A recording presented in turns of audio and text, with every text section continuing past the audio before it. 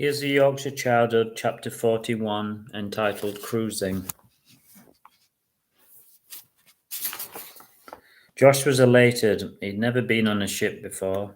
The closest he'd been to water was the local swimming baths. In a flash, the trip was booked and they just had a few days to kill. They were sailing to Amsterdam from Southampton. The next few days went by so slowly that it was as if time was stood still. Josh amused himself by immersing himself in books and wandering around the nearby woods and villages. Tom pored over the brochures to educate himself on the beauty of Amsterdam, and this time he'd have some idea of what to see and where it was. The next day they set off, buzzing with excitement.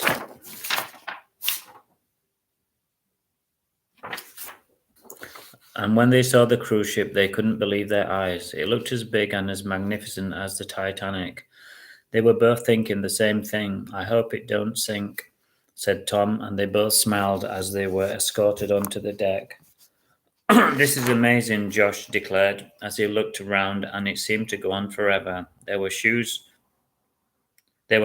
everywhere and a stream of people milling about, and they were buying everything in sight. They had their cabin card and number, and they slowly walked around the ship. They passed a nightclub, a casino, restaurants and bars. It was endless.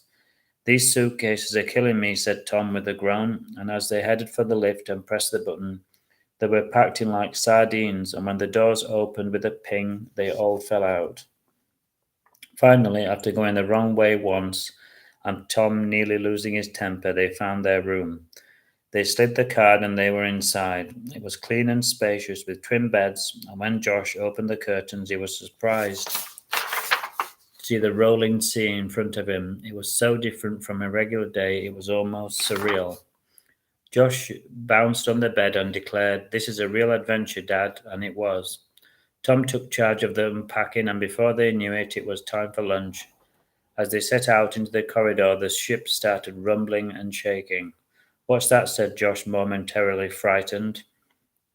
"Oh, it's just setting off," said Tom. "Let's get to the top deck so we can see."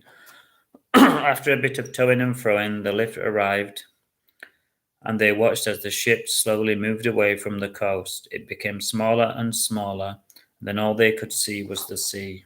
They looked at each other, and neither one of them could believe what was happening. "Grandad would be so proud," said Tom, and Josh smiled. It was incredible, and a little unnerving having lunch on the top deck and seeing the waves all around them. It would take some getting used to, but they had the weekend to do that.